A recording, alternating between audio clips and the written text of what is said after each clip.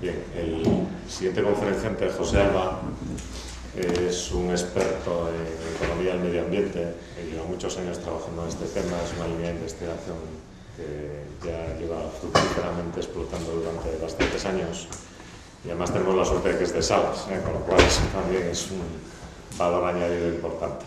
Nos va a hablar un poco sobre el valor estratégico del medio ambiente y bueno, en entornos del mundo rural también. Gracias. Muy bien, muchas gracias, pues encantado de poder estar aquí y poder poner sobre la mesa algunas ideas sobre este tema.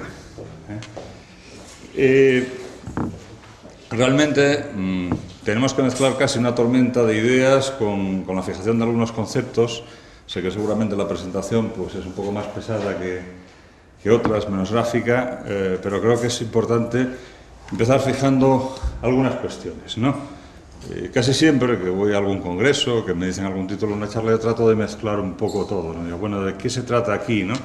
Y veo que ahí aparece medio ambiente, rural, economía, patrimonio, y también hay un territorio en el que se manifiestan estos intereses y donde, bueno, pues por ejemplo, el aula Valdesalas de la Universidad de Oviedo está haciendo una apuesta por añadir valor a ese desarrollo territorial.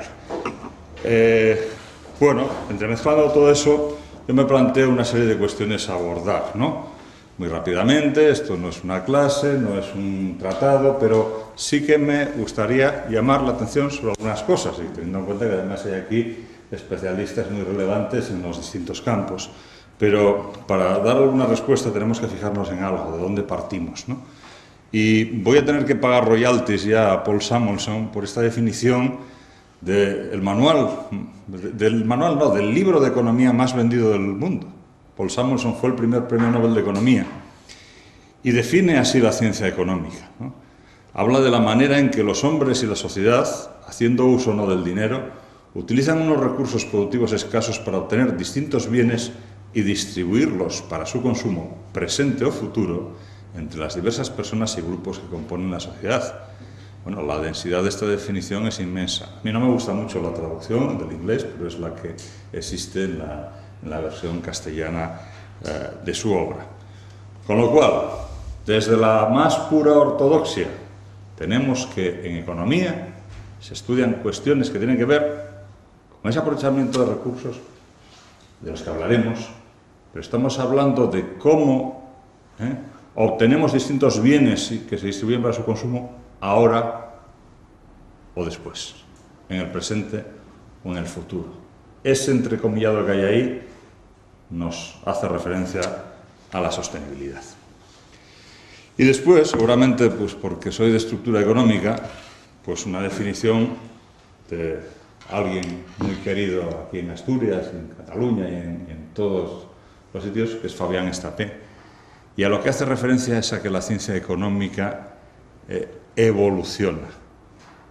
Los economistas tenemos la suerte o la desgracia de que nuestro objeto de estudio no permanece fijo, se mueve. Y yo siempre comento a mis alumnos que si dejo caer un tapón o lo que sea, la ley de la gravedad va a actuar siempre. Pero si les tiro una silla, ellos van a reaccionar, se van a mover, irán a llamar al psiquiatra, al decano, a quien sea. Pero además, en la siguiente clase, si es que la doy, estarán alerta, no les vaya a caer una silla encima. Es decir, las personas toman decisiones y además incorporan experiencias. Y nosotros tenemos que ir dando respuestas a una sociedad cambiante. Y medio ambiente, otra de las cuestiones que habría que definir. Me voy al diccionario y, bueno, pues podemos ver ese conjunto de circunstancias culturales, económicas y sociales en que vive una persona, o sea, ser vivo, entiendo que por extensión un grupo, una sociedad, ¿no?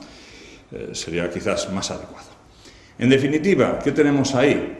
Pues quienes de vosotros sois economistas, lo que veréis ahí detrás es una matriz input-output, pero a veces la ponía y veía que la gente se quedaba un poco extrañada. Realmente lo que vemos es en la parte inferior izquierda los recursos naturales que existen en el planeta Tierra.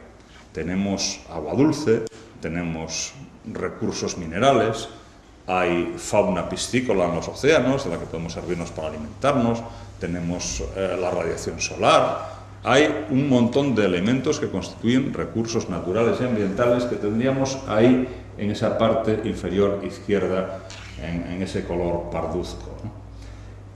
Bueno, con esos recursos naturales lo que puede ocurrir es que vayamos a una satisfacción directa, sería la flecha verde, muy directamente podemos satisfacer alguna necesidad. Vemos un paisaje y sin ningún proceso de transformación eso nos genera la satisfacción de una necesidad. O recorremos haciendo senderismo, como decía Jesús Arango, una ruta, hay un manantial, nos agachamos y bebemos agua y hemos satisfecho una necesidad. Pero eso es lo mínimo. Casi siempre tendremos que ir a un valor añadido. Dentro de ese arito gris que es el mercado, normalmente los recursos naturales van a entrar en forma de materias primas, que sería la flecha de abajo, a un proceso de transformación productiva en el que producimos, flecha azul, bienes y servicios para el mercado que queremos producir, pero que resulta que es inevitable que al hacer esas transformaciones productivas hagamos una producción indeseada, que es lo que se nos sale por ahí por la derecha.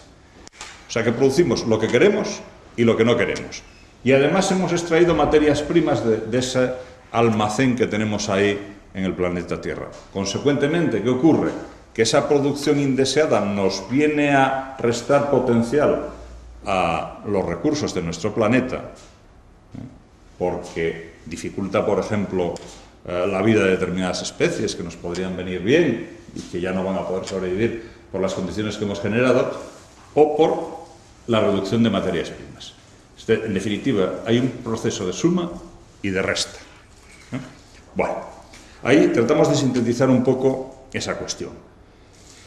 Durante mucho tiempo no se consideraron cuestiones medioambientales y, bueno, pues la economía, después de la ruptura epistemológica que se produjo a mediados del siglo XIX, bueno, pues pasa a ocuparse de modelos muy específicos, ¿no? Sin embargo, se nos lanza un guante, ¿no? Después de todo un debate en los años 70 y 80 entre crecimentistas y anticrecimentistas, se plantea la idea de desarrollo sostenible, que no es originada por los economistas, sino que surge del debate y del consenso político en el seno de la Comisión de las Naciones Unidas para el Medio Ambiente y el Desarrollo. Y es allí donde se fragua una definición que tenemos muy conocida, que es esa de una forma de desarrollo que permita satisfacer las necesidades presentes sin menoscabo de la satisfacción de las generaciones futuras. Pero a mí me gusta mucho más esta definición que está tomada del mismo documento, un documento de 250 páginas, que es el que salió de esa comisión. Y se habla de un proceso de cambio. Y se habla de cuestiones importantes, ¿no? De cómo explotar esos recursos, de combinar esa evolución tecnológica, institucional, encajar todas esas piezas muy complejas para satisfacer las necesidades y aspiraciones humanas. Tan asentado está esto que ya en el famoso informe sobre el desarrollo del Banco Mundial del año 92, no como una nota a pie de página ni un texto perdido, sino como el encabezamiento destacado del capítulo segundo, se pone exactamente eso que tenemos ahí entrecomillado, y donde se habla de la indisolubilidad de, digamos, la consideración ambiental y del desarrollo económico. No podemos tratar eso aisladamente. Enlazo con lo que se planteaba aquí anteriormente, ¿no? El paisaje como recurso económico, como algo que nos importa. Bueno, estamos en un mundo en el que, iría más despacio si tuviese más tiempo, pero tratamos de lanzar aquí una serie de ideas, en el que se van estableciendo una serie de derechos. Si eso fuese el planeta Tierra, dentro de ese, en el interior de ese círculo, digamos, tendríamos el viejo derecho romano. ¿Y sobre qué se establecían los derechos? Sobre la tierra y sus frutos y sobre el subsuelo. Pero ojo, porque en nuestros días estamos, desde hace 50 años, ampliando las aguas jurisdiccionales y estableciendo propiedad sobre los océanos. Estamos construyendo en el subsuelo urbano aparcamientos. ¿Qué ayuntamiento no hace eso? Estamos patentando organismos, estamos patentando semillas de maíz, estamos patentando bacterias que eliminan el petróleo en una marea negra, estamos haciendo una serie de cosas, bueno, estamos estableciendo derechos sobre el agua dulce, el miedo que tienen quienes están en torno a la cuenca amazónica, y sirviéndonos de ese dicho tan conocido, ¿no? Latinoamérica, tan lejos de Dios y tan cerca de los Estados Unidos. El 80% del agua dulce del mundo está en la cuenca amazónica. Bueno, pero bueno, hay muchas cosas, ¿no? La Antártida. Bueno, ¿alguien me puede explicar por qué España, que dedica tan poquísimo dinero a investigación, invierte muchísimo en la Antártida? Pues porque cuando se proceda a un reparto, allí diremos que hemos estado nosotros y que nos corresponde un X%. Lo mismo que están haciendo los demás países. Es decir, que estamos en un periodo de consolidación de derechos nuevos muy distintos a esos derechos anteriores y que tienen que ver muchos de ellos con el medio ambiente. Los derechos de emisión. Decía Javier Tordable en un seminario que tuve ocasión de organizar por encargo del Departamento de Economía, auspiciado, pues, entre otros, por Joaquín Lorences. Javier Tordable creó un mercado de emisiones, Sendeco 2, como él dice, vende humo. Desde la Facultad de Económicas se hicieron algunas operaciones de compra y venta de derechos entre empresas, ¿no? Bueno, eso sería impensable hace unas décadas siquiera, ¿no? Pues hay muchas cosas nuevas, ¿no? Bueno, tenemos que pensar si lo medioambiental, estamos de momento en temas muy generales, tiene o no que ver con el medio ambiente. Y efectivamente es muy difícil que podamos ir al mercado y comprar un kilo de medio ambiente, pero podemos comprar elementos que tienen que ver con el medio ambiente, y hay algunos bienes, algunos servicios que incorporan o pretenden incorporar o convencen al consumidor de que incorporan, aunque no lo tengan, medio ambiente. Y nos importan las tendencias mucho a los economistas. La tendencia clara durante las últimas décadas es de que los individuos, aisladamente y en grupo, valoran elementos que tengan contenidos, llamémoslo verdes, medioambientales, y actúan en sus decisiones teniendo en cuenta eso cada vez más. Me permito un ejemplo.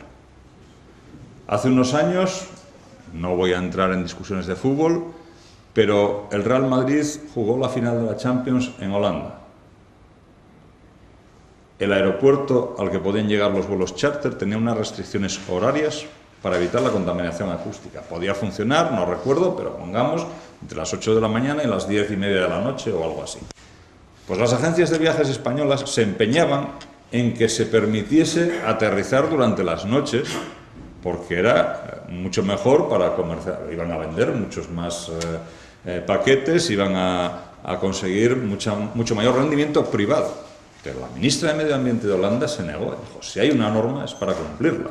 ¿Qué pasa? Que sus votantes, los holandeses, valoran que hay ahí unas condiciones que están determinadas y que hay que cumplir. Y frente a quien responde es frente a esos clientes que pongo aquí un poco como ejemplo de esas tendencias. Evidentemente, no se abrió el aeropuerto por la noche y bueno, eso es una pequeña ejemplificación, ya digo, de esas tendencias que hay. No voy a entrar en temas de valoración, pero si fuésemos a la Feria de Muestras de Gijón o a cualquier otra y comprásemos una casita de estas prefabricadas, ese es el modelo Mieres que produce Cavisa, una empresa asturiana que está radicada en Mieres precisamente y que vende casas prefabricadas de madera. Bueno, y esa casa prefabricada podríamos instalarla en esos dos ambientes. Evidentemente no valdría lo mismo.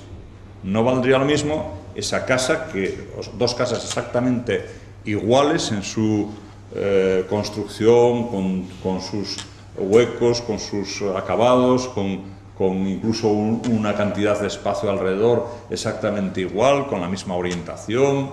Bueno, pero claro, es que la ponemos en un sitio que es una gochería, ese que tenemos ahí arriba, o lo ponemos en otro, aquí cercano y del que ya se habló ayer, en ese entorno de la Vega del Narcea, y el valor de la casa sería distinto, ¿no? Bueno, pues el medio ambiente estaría por el medio.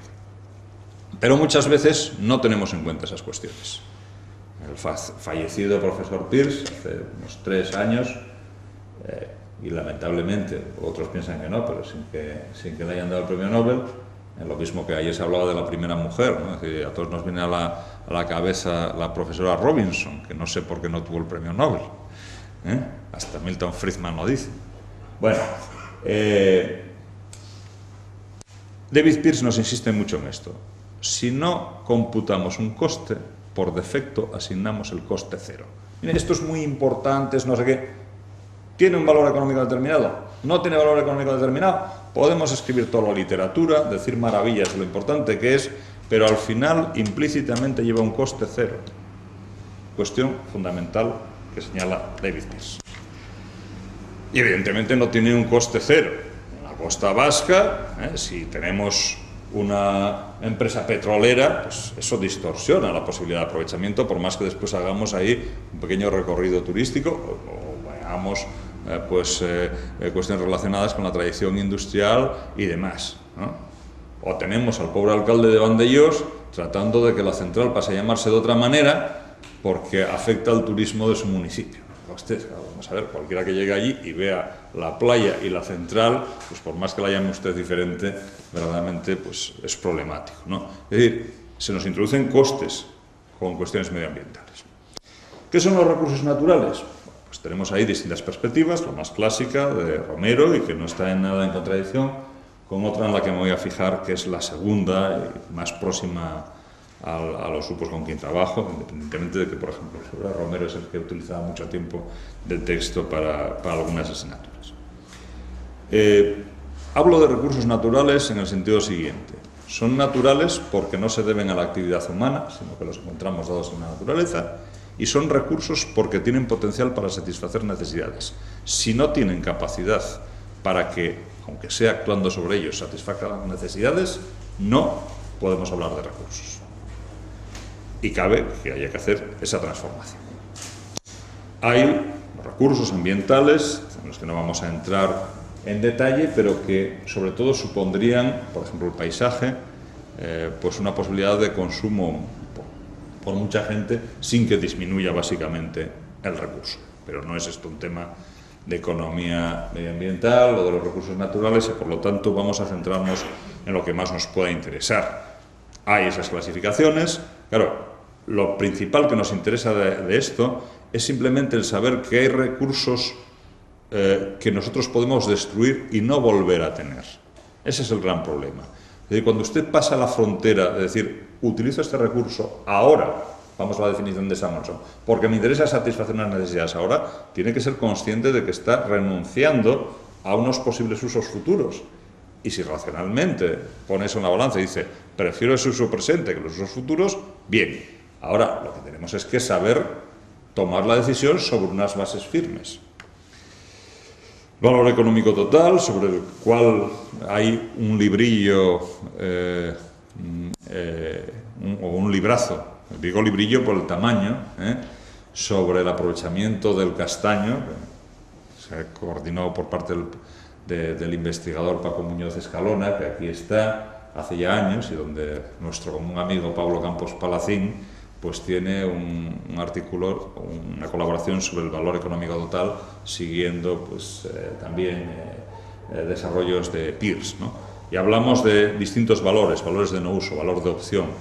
Yo a lo mejor no voy a ir nunca a ver un glaciar en Sudamérica, pero quiero que esté allí, o las cataratas de Iguazú, pero quiero que estén allí por si acaso algún día voy, o simplemente que exista, aun sabiendo que no voy a verlo nunca, algo en la Antártida, o quiero que las generaciones futuras puedan beneficiarse de eso, ¿no?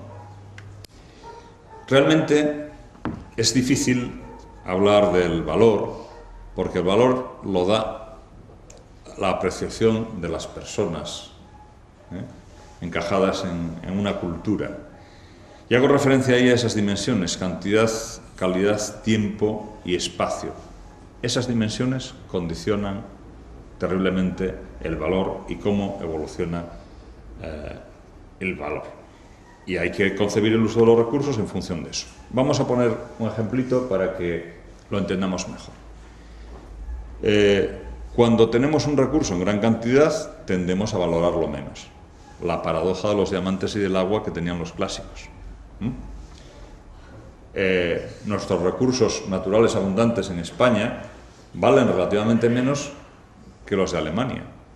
Cuando se cayó el muro de Berlín, esa pequeñita franja de terreno que les había quedado allí sin tocar durante no sé cuántos años, lo cuidaban como oro en paño, porque es que era casi la máxima expresión de naturaleza que tenían en muchas zonas.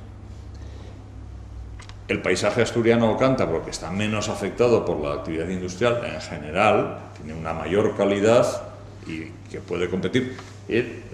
Euskadi pues puede incorporar el Guggenheim y otras cosas, pero difícilmente puede entrar, y ha tenido muy difícil, la declaración, por ejemplo, de parques o de espacios naturales, porque realmente tiene muy afectado su territorio.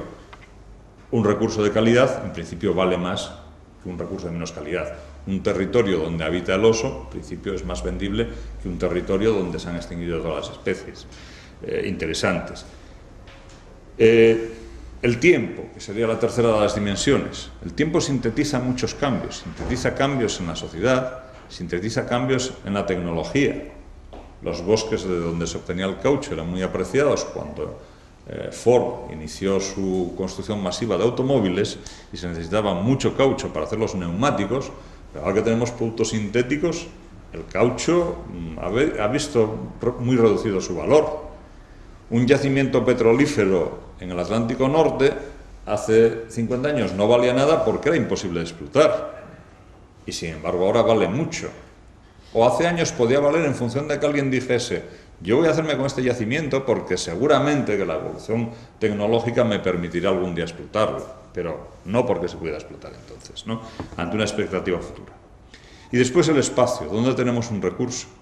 Hay un ejemplo pintiparado en el caso español. España se abre a la economía mundial a caballo de los años 50 y los 60, ¿y qué ocurre? Que están las nuevas clases medias europeas deseosas de hacer turismo a tiro de vuelo charter. ¿Por qué creció el turismo en España y por qué tuvimos un desarrollo importante de nuestra economía basándonos en todo eso durante los años 60 sin haber organizado nada, sin tener nada? Porque estábamos en el sitio adecuado en el momento justo. El espacio es clave para poder aprovechar recursos naturales en muchas ocasiones. Bueno, realmente el tema del valor es muy discutible, pero hay algunos visionarios. Valentín Andrés Álvarez, profesor don Valentín, que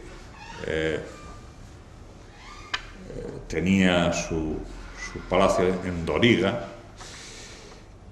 pues decía esto en una conferencia en Oviedo en el año 1968, ¿no? Ante un paisaje, ante una zona que alguien decía que se iba a quedar en el atraso más absoluto, planteaba que con el tiempo valdría mucho cuando los paisajes se vendan como antigüedades.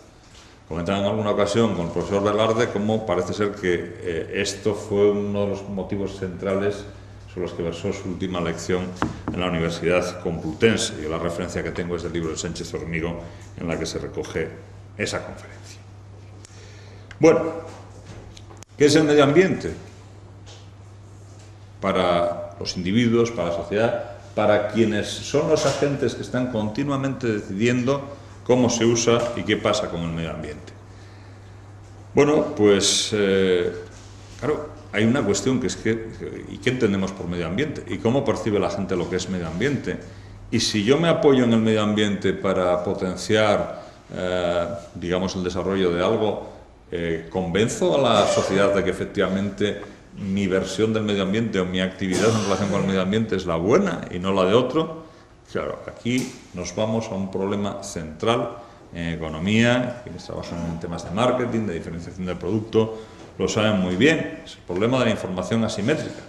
George Akerlof, que fue premio Nobel del año 2001, si no me equivoco, de economía, lo que planteó que es muy fácil confundir a quienes no tienen información.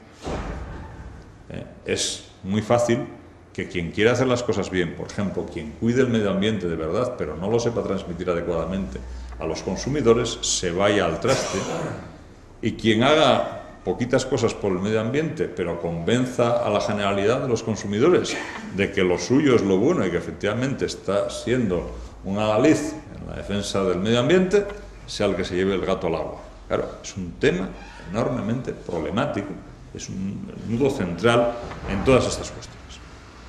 Bueno, las preguntas tendríamos que plantearnos, y saltando un poco unos temas a otros, pero por tratar de ir dando esas ideas, serían pues esas condiciones que tendría que cumplir el medio ambiente para proporcionar ventajas competitivas que nos permitan apoyar ahí un planteamiento estratégico. Y también deberíamos tratar de precisar un poco qué habría que decir, o podríamos decir, respecto al mundo rural de nuestro entorno. Y como recursos estratégicos relacionados con el medio ambiente podríamos citar casi hasta el infinito, pero se me ocurre ahí hablar, por ejemplo, del agua. Eso, a poco que rasquemos un poco más, veríamos la importancia que tiene. He tenido ocasión de estar en un tribunal de tesis elaborada por un jordano sobre el problema del agua en Jordania. Asunto central. Bueno, es el máximo responsable del tema de aguas en Jordania en este momento. Pero si nos vamos a la guerra de Irak y rascamos, además de petróleo hay agua ahí. Naturaleza para el turismo. ¿En qué basa su estrategia turística Costa Rica, por ejemplo?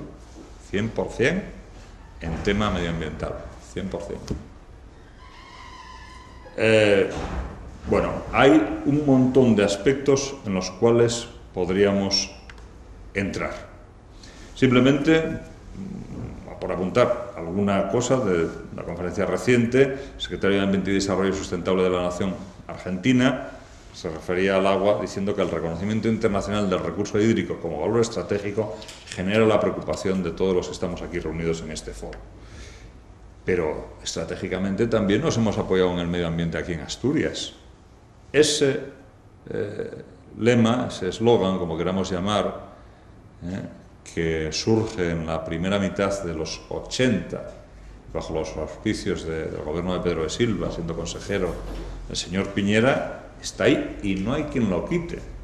Miren que hemos tratado de cargárnoslo, yo creo que absurdamente, durante años, pero sigue ahí. ¿Por qué? Porque ha sido fundamental. Pero no es solo un eslogan, iba envuelto en toda una filosofía. Pero también hay otros países, decía antes Costa Rica, podemos hablar de Kenia o algunos otros en los que ese planteamiento también se hace.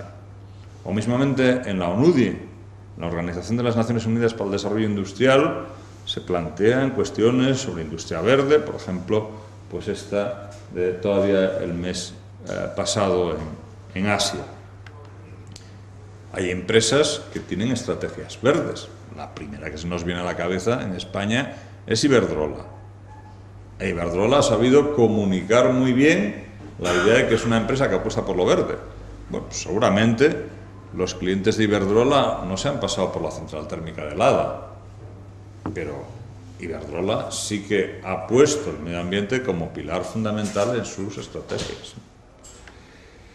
O también iniciativas modestas, ¿no? Ahí estamos hablando de una pequeñita empresa del oriente de Asturias, donde se hace una comercialización de la ruta turística del queso y de la sidra, y lo que se hace es vender paisajes realmente. Funciona muy bien, lleva ya varios años de experiencia y a nivel local pues es una de las referencias ineludibles. Somiedo, bueno, pues aprovechó estratégicamente sus recursos naturales en un momento dado, pues creo que ahora ha cambiado la orientación, pero en un momento en el que no existían recursos presupuestarios en el gobierno asturiano para promover un plan como el que se había hecho en la zona Oscoseo, en Somiedo, ¿qué se hizo? Tomar recursos relevantes que allí existían, darles una publicidad, un apoyo institucional y con muy poco dinero conseguir poner Somiedo en el mapa pasando por el medio ambiente. En los últimos 5 o 6 años seguramente que tendríamos que hacer otro tipo de comentarios. Me surgió ayer la idea cuando estábamos hablando aquí, y la verdad es que a veces se plantea el tema espacios naturales sí, espacios naturales no, Yo, por ejemplo, no entiendo cómo no se aprovechó la oportunidad que existió de declarar como reserva de la biosfera la cordillera Cantábrica. Javier Castroviejo, que fue director del Comité Iberoamericano del Programa del Hombre y la Biosfera y de las reservas naturales de la UNESCO, de las reservas de la biosfera de la UNESCO, ¿qué fue haciendo?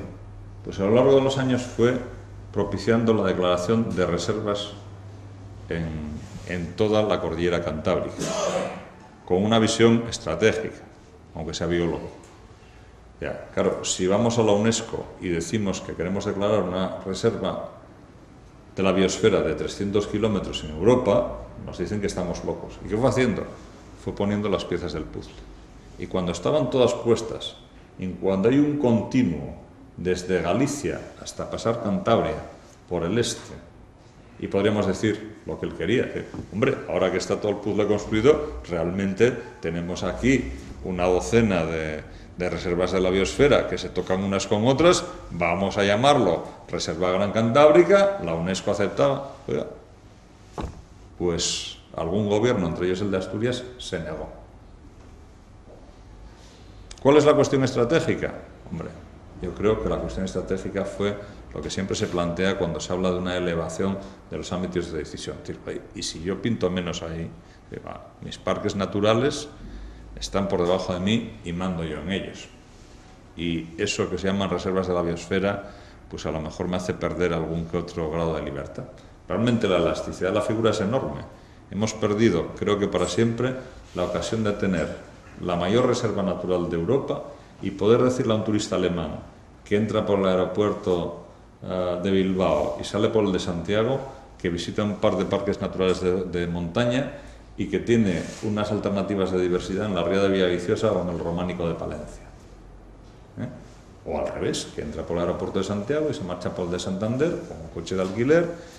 Bueno, pues, por ejemplo, eso hubiese sido una apuesta estratégica relacionada con el medio ambiente, ya digo, la mayor mancha verde de Europa, con diferencia. Muy fácilmente identificable, muy fácilmente vendible y visible, creo. Bueno, valores añadidos. No voy a hacer el enlace a internet porque siempre al final estas cosas suelen fallar, por insistir en algunas cuestiones que se planteaban ayer. Claro, medio ambiente con paisanos, medio ambiente con gente.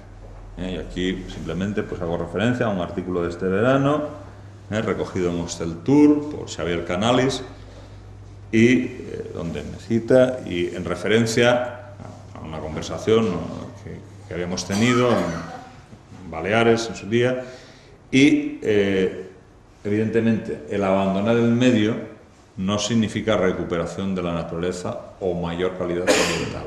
No, el medio sobre el que ha actuado el hombre, una vez que se abandona esa práctica ganadera o lo que sea, degenera. No vuelve directamente a lo que era antes. Hay que tener cuidado con ese planteamiento que a veces se hace, ¿no? Y ahí pues coincidimos tanto ya Nogué como yo. Algunas ideas para concluir y para debatir.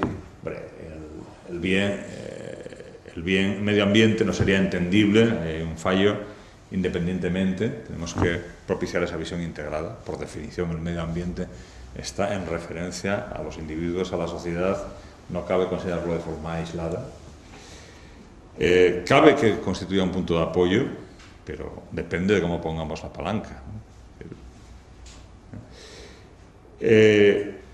Es fundamental adaptarse a lo que la sociedad interpreta. La sociedad es la que le da valor a las cosas. Si nosotros le transmitimos la idea de que estamos apoyándonos en el medio ambiente, que lo nuestro es medio ambiente y que tenemos productos asociados al medio ambiente que pueda comprar, fenomenal.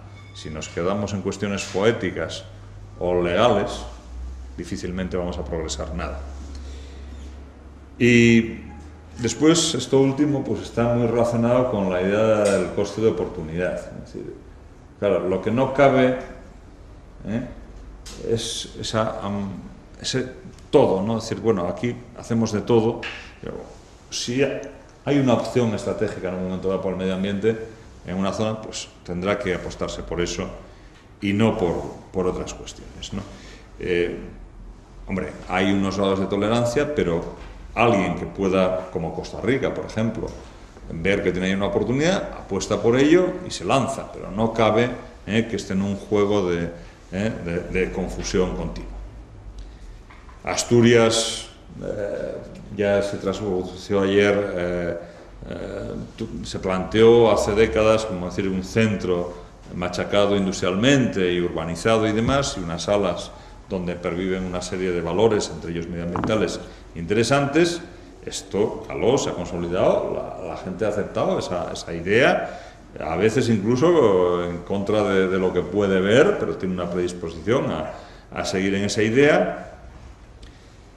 Y, sin embargo, lo que pasa es que no progresamos en aprovechar eso incorporando productos que tengan un valor añadido y una funcionalidad económica, ¿no? Habría que tratar de conferir esa lógica y, desde luego, pues entender algunas de esas cuestiones que ya ayer salían, ¿no? Valorar recursos y costes, alternativas, jerarquización, opciones, eficiencia. En definitiva, de lo que estamos hablando, sea de economía, sea de ordenación del territorio, al final tenemos cuestiones muy coincidentes. Y con eso decíamos ayer, pues hacer dos carreteras en un lapso de unos años y que cumplen la misma finalidad, pues no parece que sea muy coherente ni desde un punto de vista de aplicación de los recursos presupuestarios, ni desde un punto de vista del medio ambiente, ni nada por el estilo, ¿no? ¿Qué papel, por finalizar, podría desempeñar ese medio ambiente en la Asturias rural? Un atractor, ¿no? Por ciertas posibilidades de calidad de vida. Cuando se atrajo la inversión de Dupont, por ejemplo, aproximadamente a caballo entre los 80 y los 90, el principal mensaje que se lanzó fue a los ejecutivos de Dupont que iban a tener que instalarse en Asturias. Decir, oiga, que ustedes van a ir a un sitio donde hay una calidad de vida extraordinaria, aparte de una tradición industrial y otras cosas, ¿no? Pero ustedes, que son los que tienen que decidir, que sepan que ahí se vive muy bien, o como pueden vivir muy bien esos profesionales a los que se refería Jesús Arango, pues esas personas que sean capaces de plantear algún tipo de actividad económica que no exija una localización absolutamente ineludible. Cuestiones como una articulación de la autoestima colectiva, ¿no? Citaba antes el caso de Somiedo. Bueno, pues antes Somiedo era algo que quedaba más allá de Belmonte. Hoy Belmonte es la zona, y siento si hay aquí alguien de Miranda, por donde se pasa para ir al parque de Somiedo. Han cambiado las tornas completamente. El peso se ha alterado.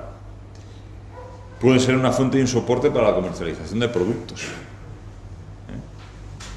El aspecto turístico, que es el único que se contempla muchas veces, permite, siguiendo la idea francesa, comercializar in situ, acaparando el 100% del precio como valor añadido en la zona, o una parte muy importante, permite vender productos agroalimentarios, las Maisons à la Ferme francesas. Vamos a ver, por aquí, por el corredor de Narcea, se sube a dos parques naturales